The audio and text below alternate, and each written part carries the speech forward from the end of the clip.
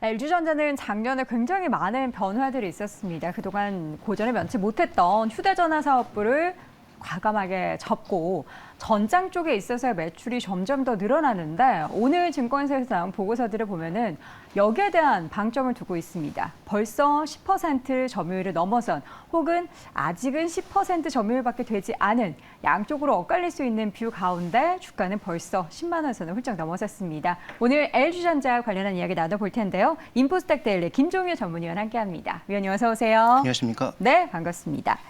전장 사업의 사상 최대 매출이 올해 전망이 된다라는 보고서들이 쏟아지고 있어요. 그 전장 사업의 10%의 그 매출 전체 구성에서 넘어서는 부분을 우리가 어떻게 좀 평가를 좀 객관적으로 해볼 수 있을까요? 네, 일단 뭐 사업부의 규모가 네. 지금 작년 실적으로 보면 전체적으로 10%밖에 안 되는 그런 양상이죠. 대신에 10%밖에 안 되는 혹은 10% 벌써 넘었어 이렇게 볼 수도 있는 거 아니에요? 대신에 이제 10%밖에 안 되지만 네. 이게 이제 성장 속도가 굉장히 앞으로 빨라질 거라는 기대가 있는 거죠. 그다음에 전체 매출의 여전히 한 7, 80%는 HA, 그러니까 뭐 쉽게 얘기하면 TV와 에어컨에서 나오고 있는 거죠. 그런데 4분기 실적을 뜯어보시면 4분기 실적은 VS 부분이 16%까지 올라갔습니다. VS가 전장이죠. 네, 근데 올라간 이유는 한 가지죠. HE와 HA가 축소되면서 VS가 올라간 것 같은 효과를 준 것이지 아, 그래요? VS가 뭐 특별하게 아주 드라마틱하게 증가했다라고 보기는 어렵습니다. 그래서 현재 구간에서 핵심 포인트는 상대적으로 부진한 이 한 덩어리. 그러니까 가장 이제 매출을 그동안 오랫동안 이익을 냈던 이 캐시카우는 상대적으로 부진한데 네. 이 VS의 성장만 보고 갈 수 있는가라는 부분. 이게 이제 핵심 포인트라고 보여지고요. 그다음에 이제 언급해 주셨던 전장 사업부 같은 경우에는 뭐 아시는 것처럼 LG가 마그나와 협력해서 여러 군데 이제 그 전기차 플랫폼 안에다가 다양한 전기 전자 부품들을 넣어야 될 거 아닙니까? 네. 근데 이제 모터의 경쟁력은 뭐 높다라는 것은 이미 확인된 상황이고 LG 디스플레이의 납품을 받아서 여러 가지 전장 부품들을 조립하는 것이 어떻게 보면 휴대폰 부품하는 것과 큰 차이가 없거든요. 일정 부분은. 네. 그래서 그런 부분에서 일단 LG전자가 강점을 보이면서 이 시장에서 꽤 수주를 늘려나가는 하나의 방향성이 됐다라는 것이고요. 뭐 위험 요인은 삼성전자가 이제 이 시장으로 강력하게 들어오느냐가 되겠죠. 그래서 삼성전자가 거의 뭐 동일한 사업 구조를 가지고 있는 상황에서 반도체도 가지고 있기 때문에 삼성전자가 이제 이 시장에 강력하게 밀고 들어왔을 때, 혹은 뭐 소니 같은 업체들이 강력하게 밀고 들어왔을 때 LG전자가 과연 얼마나 버텨낼 수 있느냐는 뭐 장기적인 어떤 위험 요소는 되겠지만 지금 어쨌든 시장에서 주목하고 있는 것은 쌓이는 수주 잔고에 집중하고 있다. 그런데 네. 저는 여기서 한 가지 수정할 것은 숫자에 너무 집착하지 말라. 그러니까 이 100조라고 하는 이 숫자에 집착하시지 말고 네. 100조가 중요한 것이 아니라 방향성 자체가 중요하다. 그러니까 방향성은 의심할 필요 없이 계속 앞으로 늘어날 것인데 차 가격의 변화라든지 부품 가격의 변화에 따라서 이 100조라고 하는 금액은 더 줄어들 수도 있고 더 늘어날 수도 있습니다. 그러니까 100조보다는 쭉 증가하고 있는 전체적인 추이를 우리가 좀 주목해 보실 필요가 있지 않나 이렇게 보고 있습니다. 그러면 사실 이제 우리가 경기 침체 우려 때문에 자동차도 그렇고 뭐 전기차도 그렇고 수요 좀 둔화될 것으로 예상이 되고 있잖아요. 그럼 우리가 생각했었던 100조, 올해 말까지 100조 수주가 조금 줄어들 경우에는 오히려 시장에서 반대로 실망할 수도 있는 것을 감안을 해야겠네요. 그런데 이제 LG전자 같은 경우에는 뭐 일반적으로 보면 말씀하신 게 맞지만 네. 그동안 여러 가지 악재로 주가가 워낙 저평가된 상황에서 올라오는 것이기 때문에 해당 악재가 뭐 예를 들어서 100조 얘기했는데 그러니까 연간 단위로 한 20조 정도 얘기했는데 이게 뭐 한 10조 정도로 정말 뭐 절반으로 뚝 떨어지는 그런 뭐 극단적인 상황이 아니라면 네. 그런 악재의 영향력은 뭐 제한적일 수 있겠죠.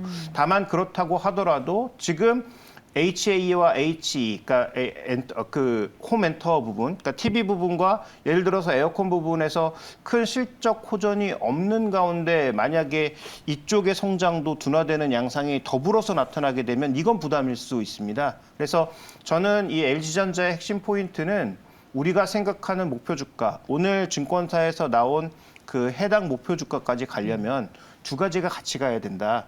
VS의 성장은 상수인 거죠. 이미 이거 뭐 작년부터 뭐 지겹게 얘기했던 부분이고요. 네. 그러면 올해 지금 작년 하반기부터 망가졌던 H 부분의 수익성이 정말로 올해 하반기부터는 밀고 올라올 것인가.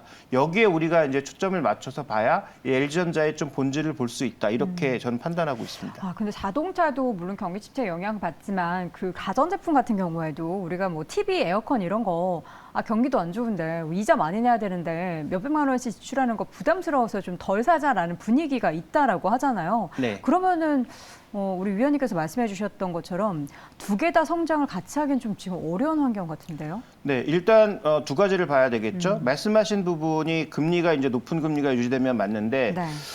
일단 작년 하반기부터 급격하게 둔화가 됐습니다.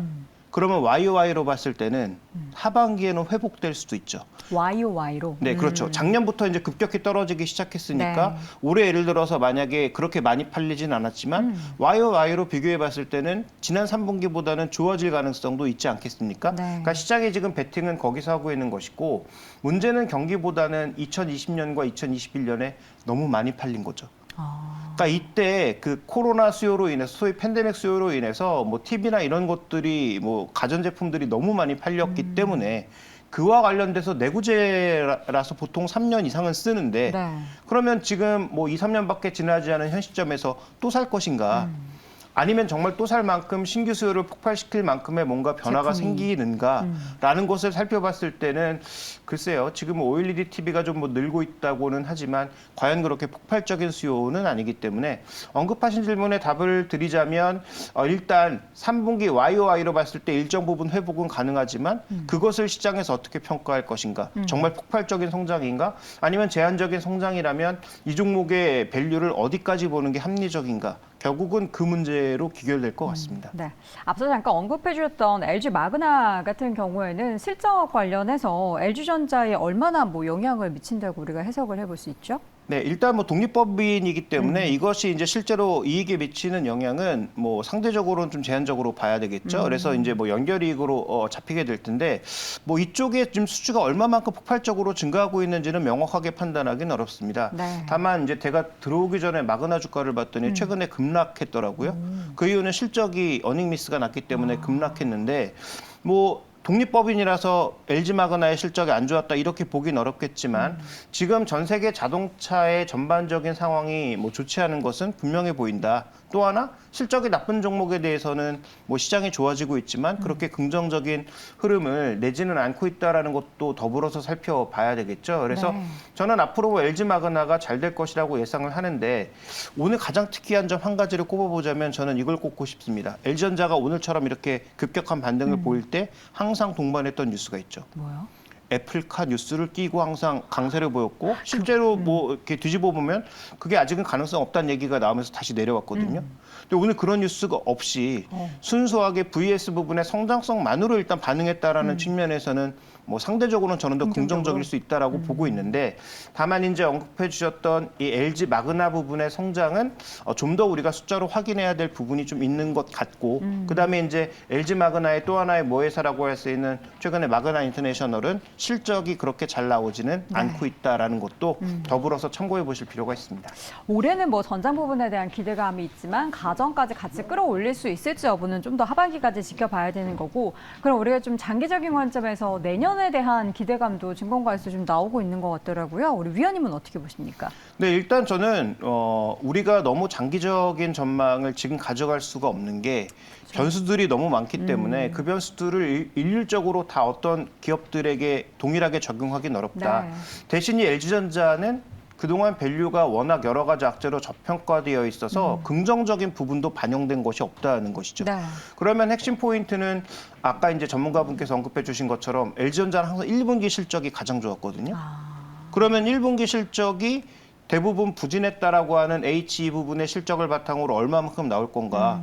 그러면 결국은 비용을 뺄 수밖에 없는 부분이거든요. 비용의 구조 조정을 통해서 과연 얼마만큼 수익성을 끌어올렸는가를 검증해 볼 필요가 있는 거고 그다음에 두 번째로는 하반기에 진짜로 HE 부분과 HA 부분에서 실적이 턴어라운드 되는지를 확인해야 저는 지금 뭐 KB증권에서는 14만 원 이상의 목표가를 생각해 볼 수 있다는 거죠. 네. 그러면 그 이전까지 우리가 생각해 봐야 되는 것은 다양한 변수를 종합적으로 고려해 봤을 때 PB 한 배 정도는 가야 되는 주가가 아닌가? 그러니까 분명히 H 부분과 H 부분이 안 좋아진 것은 사실이지만 대규모 적자를 내고 있는 것도 아니고 그다음에 지금 VS 부분의 성장성을 고려해 본다면 이 종목이 뭐 PB 2배까지는 아니어도 PB 1배 정도는 충분히 가 있어야 정상적인 주가가 아닌가. 그렇다면 지금 주가의 반등은 저는 회복이라고 보고 있고요. 회복의 어떤 단기적인 한계는 뭐 기술적인 저항선도 마찬가지지만 PB 한 배 자체가 12만 원 정도에 형성되어 있기 때문에 저는 일단 그 정도 가격까지 가서 아까 말씀드렸던 두 가지 H 부분과 H 부분이 얼마만큼 성장할 것인지에 대한 부분, 그다음에 VS 부분의 빠른 성장 속도 두 가지를 아마 확인해 보면서 양수 겸장이 된다면 좀 더 높은 목표 가격을 생각해 볼 수가 있는 것이고 만약에 한쪽이 둘 중 어느 하나라도 그 밸런스를 맞추지 못하면 저는 일단 뭐 12만 원대에서는 상승 탄력이 급속도로 좀 둔화되지 않을까 이렇게 판단하고 있습니다. 사실 이제 팬데믹 이후에 19만 원대까지 급격하게 주가가 올랐던 LG전자입니다. 그에 대비해서 사실 최근에 이제 뭐 7, 8만 원대에서 주가 반등한 거는 아직까지 쓰라린 마이너스 수익률을 기록한 분들이 많으시다라는 거예요. 근데 지금 시점에서는 사실 접근하기는 좀 애매하다. 신규 접근 좀 애매하다라는 말씀이신 거죠? 저는 뭐 신규 접근도 가능하지만 목표 수익률을 너무 높게 잡지는 말자. 짧게. 그걸 가기 위해서는 일단 일차적인 반등은 여기서의 추가적인 반등도 가능하고 네. 1차적인 반등은 더 가능하다라고 보지만 과연 뭐 증권사에서 지금 제시하고 있는 14만 원 이상의 가격을 가려면 확인해야 될 요소들이 더 있으니까 그거는 아마 PB 1배 이후에는 조금 우리가 여러 가지 상황들을 보면서 확인해 보자. 특히 1분기 실적이 저는 키가 될 것 같습니다. 1분기 실적에서 둘 중에서 뭐가 더 잘 나오면 좋은 겁니까?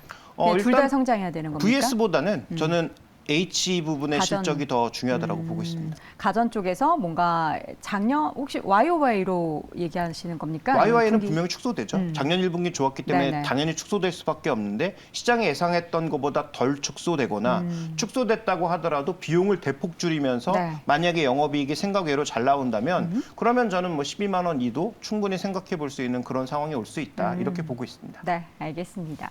LG전자는 최근에 기관의 수급이 굉장히 많이 유입이 됐는데요. 그게 올 초부터 이어졌기 때문에 약간 또 음모론을 펼치자면 기관 투자자들 열심히 사서 주가 끌어올리고 이제서야 리포트를 이렇게 장밋빛을 내나 싶은데 또 보면은 항상 LG전자 주가 하락할 때도 보고서 내용들은 다 되게 좋았어요. 나빴던 적이 별로 없었던 것 그러니까요. 같습니다. 근데도 주가는 하락했고 최근에서야 반등하는데 우리는 여전히 확인해 볼 부분들이 많은 그런 좀 제한적인 LG전자에 대한 이야기 나눠봤습니다. 자, 이렇게 해서 오늘 이 시간 인포스탁 데일리 김종효 전문위원 함께했습니다. 위원님 고맙습니다. 감사합니다.